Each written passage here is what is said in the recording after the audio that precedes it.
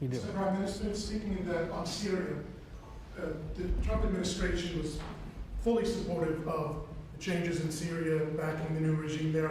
Obviously, your government more cautious from a security standpoint. Are you comfortable with the pace of change, with the security situation vis-a-vis Syria right now? I think there's an opportunity to explore. I think that everyone understands that the situation has changed. Before that, Iran was essentially running Syria, okay, directly through Hezbollah. Hezbollah has been brought to its knees. Iran is out of the picture. So I think this presents opportunities for stability, for security, and eventually for peace. And I think that's been opened up also by the fact that the president has opened up a channel. So they have something, there's a lot to lose by going back to conflict, and there's a lot to gain by moving towards peace. And I think that opportunity has been opened by the president and by the changed security situation which we brought about with the collapse of the Assad regime. Are there direct talks with the Al-Shabaab government? Now, let's suppose there were. Would I answer yes? No, right? That's my duty to ask. Right?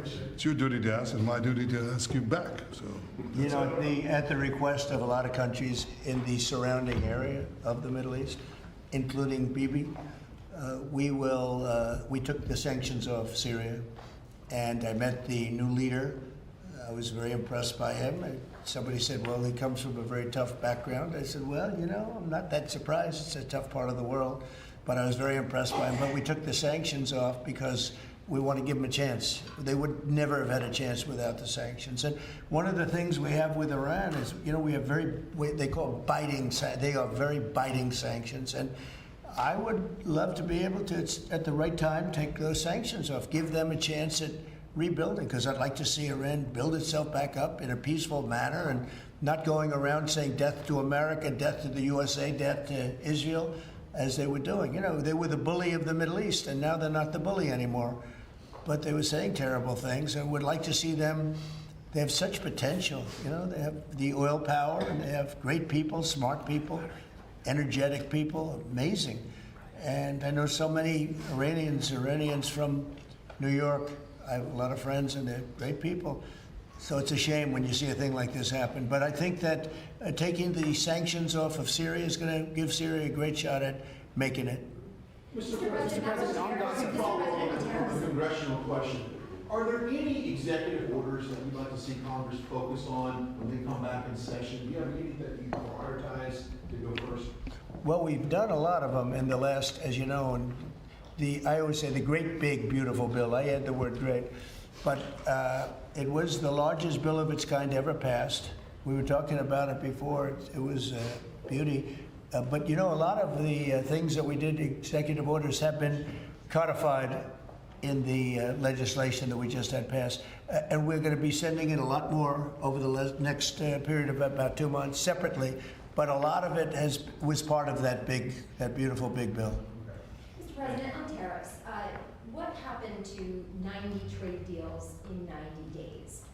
We've spoken to everybody. We know it's all done. Well, it's day 80. I told you, we'll make some deals, but for the most part, we're going to send a letter. We're going to say, welcome to the United States. If you'd like to participate in the greatest, most successful country ever. I mean, we're doing better than ever.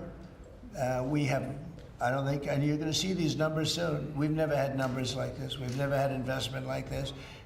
We have more than 90. We're going to have much more than 90, but most of those are going to be sent a letter. This is exactly what I said. Now, we've made a deal with United Kingdom. We've made a deal with China. We've made a deal. We're close to making a deal with India. Others we met with, and we don't think we're going to be able to make a deal, so we just send them a letter. If you want to play ball, you have to. This is what you have to pay. So as far as I'm concerned, we're done. We're sending out letters to various countries telling them how much tariffs they have to pay. Some will maybe adjust a little bit depending if they have a cause. We're not going to be unfair about it. And actually, it's a small fraction compared to what we should be getting. We could be asking for much more. But for the sake of relationships that we've had with a lot of really good countries, we're doing the way I do it. but we could be getting a lot more. We could ask for a lot more than what we're asking for. Let's say we're done, because you're sending the letters, to follow up on what Ed had asked earlier. You're counting these as deals by saying, here's the tariff rate we're gonna charge. I'm saying, here it is, congratulations, welcome to the United States. I hope you make a lot of money and you're gonna pay us money.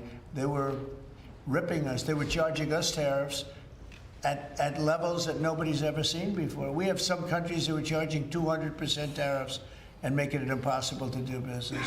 And what the tariffs are doing is they're driving people in and companies into the United States. That's why we're building all of the work that you see happening in this country right now, and it's at a record level. All the factories, all of the AI institutions that are being built.